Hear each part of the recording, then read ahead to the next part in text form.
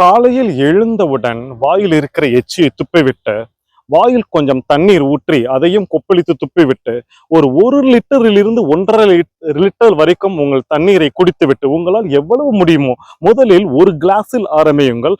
நீங்கள் பழக பழக பழக ஒரு குறிப்பிட்ட வருடத்திலே 1.5 லிட்டர் தண்ணீர் குடிக்கும் அளவிற்கு உங்களால் முடியும்.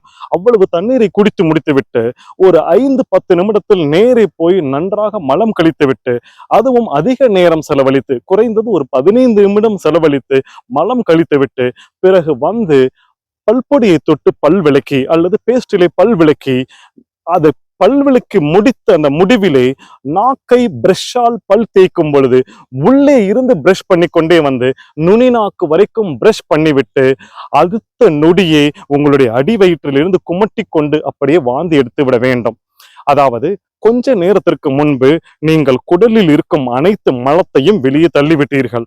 வயிற்றிலே நேற்று நீங்கள் சாப்பிட்ட சாப்பாட்டுடைய ரெசிடியூ என்று சொல்லப்படுகிற அந்த கழிவு கபமாகவோ சளியாகவோ ஆசிட் அமிலமாகவோ வயிற்றிலே தேங்கி நிற்கும். அது அப்படியே தேங்க வைத்துக் கொண்டே வாழ்க்கையை ஓட்டிக்கொண்டே இருந்தீர்கள் என்றாலே நோய்க்கான முழு முதல் காரணமாக அமைந்துவிடும். அதை நீங்கள் வாந்தி எடுத்து வெளியே துப்பும் பொழுது, முதலிலே பல வருடம் நீங்கள் அதை எடுக்காமல் நீங்கள் துப்பினீர்கள் என்றால் இளம் மஞ்சள் நிறத்தில் இருக்கும். அடுத்து நீங்கள் துப்ப துப்ப துப்ப வெள்ளை கலர் சளியாக அது வந்து விழும். ஒவ்வொரு நாளும் நீங்கள் துப்ப துப்ப துப்ப அந்த சளி வந்து கொண்டே இருக்கும். இது ஒரு மெஷின் தானே, அந்த ப்ரொடக்ஷன் பண்ண பண்ண பண்ண அந்த ரெசிடியூ வந்து கொண்டே இருக்கும். இதை ஒவ்வொரு நாளும் அதிகாலையில் முதல் செயலாக நீங்கள் செய்ய செய்ய செய்ய அந்த கழிவு வெளியே வர வர இதற்கு பெயர் வழலை எடுத்தல் என்று வள்ளலார் சொல்லி இருக்கிறார். இதை மட்டும் நீங்கள் செய்து பாருங்கள், உங்கள் உடலில் நோயே வராது.